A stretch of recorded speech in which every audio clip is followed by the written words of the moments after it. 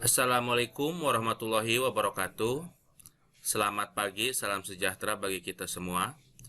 Pada tutorial kali ini kita akan membahas bagaimana cara untuk memeriksa soal ujian.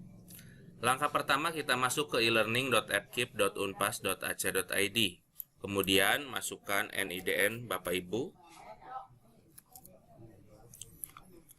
Kemudian setelah masukkan NIDN, masukkan password Bapak Ibu tentunya yang sudah dirubah, kemudian klik login.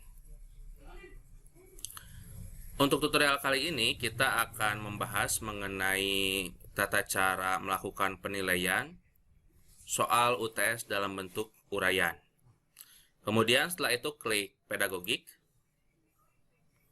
kemudian klik di sebelah mana ujian tersebut soalnya berada. Saya di ujian tengah semester. Kemudian klik ujian tengah semesternya. Nanti di sini akan ada tem 161. Ini berarti ada 161 orang yang mengikuti. Kemudian di sini juga ada keterangan bahwa mata kuliah ini adalah mata kuliah pedagogik, waktu ujiannya 90 menit. Bentuk soalnya itu uraian, dosennya itu Dr. Anda Saraswati MPD, dan asistennya itu Acaproni Hamdani SPD MPD. Kemudian untuk semesternya semester 2 kelas ABCD. Kemudian hari tanggalnya Jumat 20 Maret 2020 dan waktunya jam 6 sampai jam 7.40. Nah, kemudian di sini juga ada keterangan percobaan yang diperbolehkan hanya satu kali. Jadi mereka mengisi hanya satu kali, tidak bisa lebih dari satu kali. Kalau untuk latihan di kuis dan lain sebagainya mungkin itu bisa, tapi dalam bentuk pilihan ganda mungkin bisa lebih dari satu kali. Nanti yang diambil itu yang terbaik. Tapi kalau untuk UTS atau UAS nanti itu hanya diperbolehkan satu kali saja.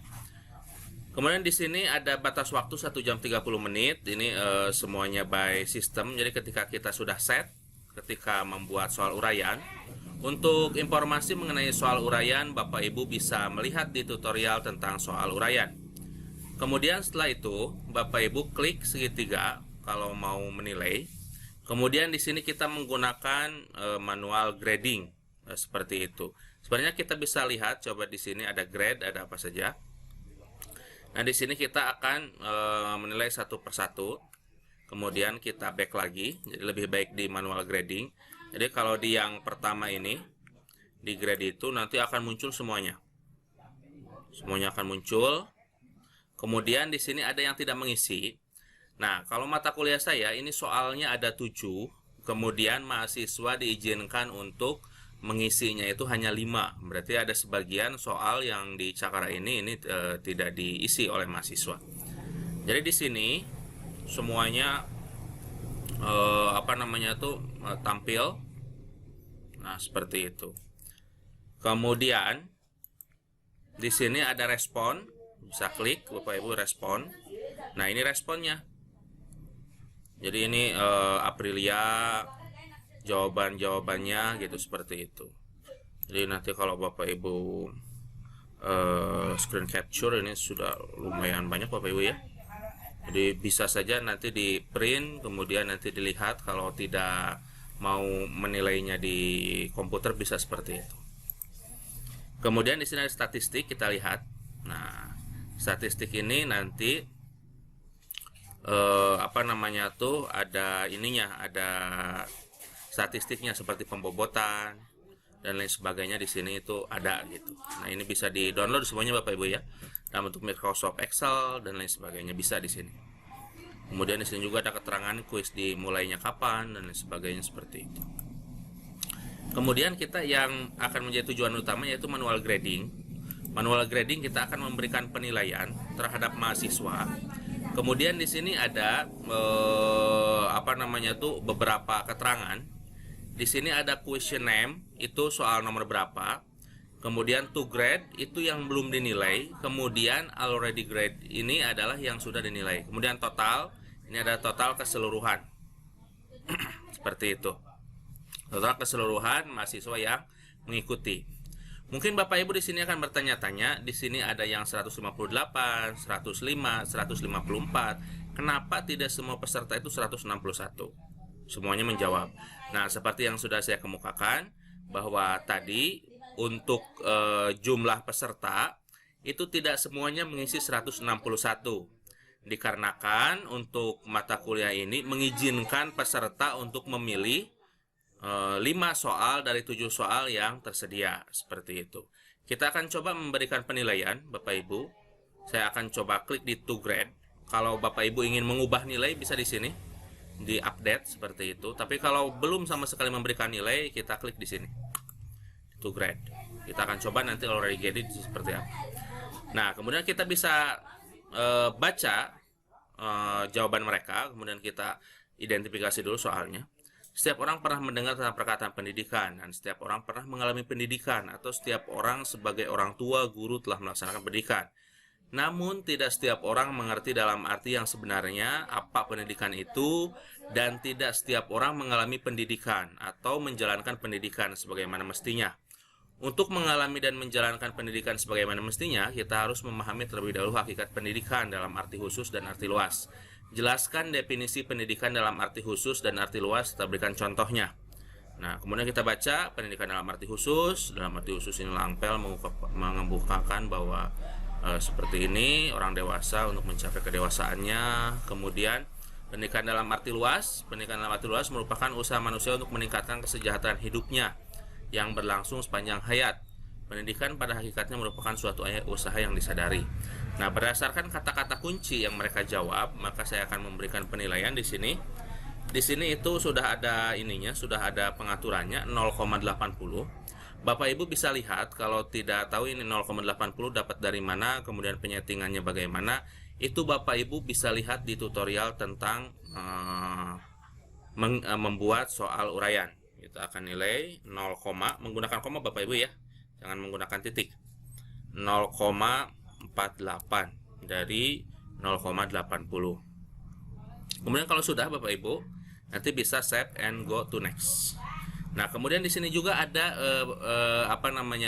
settingan-settingan Bapak Ibu. Nah, di sini ada 139 yang ini grading, berarti belum diperiksa. Kemudian di sini question per page itu ada 5. Jadi nanti yang ditampilkannya itu 5 Bapak Ibu. 5 ada 1 kita hitung, 2 3 4 5. Jadi ada 5. Kemudian ketika sudah ngisi nilainya, jangan lupa Bapak Ibu untuk klik save and go to next. Tapi kalau udah semua gitu. Nah, tadi yang ditampilkan 5. Kalau kita nanti di sini klik 10. Klik 10. Nah, kemudian klik change option. Nah, nanti ini akan 10 yang tampilkan. 1, 2, 3, 4, 5, 6, 7, 8, 9, 10. Jadi kalau per page-nya yang 30 mahasiswa, silahkan 30 mahasiswa. Kemudian di sini ordernya itu apakah berdasarkan waktu pengumpulan, apakah berdasarkan nama depan. Nah, kalau berdasarkan nama depan kita akan lihat Ahmad Diki dulu, kemudian Apip, kemudian setelah itu Ainaya, kemudian setelah itu Ajeng gitu, seperti itu. Nah, itu diurutkan seperti itu. Kemudian berdasarkan ID number. Nah, ini berdasarkan ID number, nanti berdasarkan NPM 195060001, 195060002 gitu, seperti itu. Nah, jika Bapak Ibu menginginkan agar mahasiswa itu, ini akan berurutan Bapak Ibu ya, menginginkan agar mahasiswa itu tahu kenapa kita memberikan nilai 0,30, 0,70 berdasarkan soal nomor tersebut, maka Bapak Ibu di sini bisa memberikan komentar. Komentar itu bisa dalam bentuk ini kata-kata. Setelah Bapak baca, maka ini ada yang perlu diperbaiki. Contoh seperti itu. Nanti ini akan bisa di play. Kata-kata. Setelah ya, gitu, seperti itu. Kemudian bisa dalam bentuk video, record video dan lain sebagainya. Tapi kalau tidak ada ini, menggunakan kata-kata, kalau menurut saya efektifnya menggunakan kata-kata saja, kemudian beri nilainya. Kalaupun tidak ada komentarnya terhadap jawaban mereka, itu tidak jadi masalah Bapak Ibu. Nah, kemudian itu adalah tata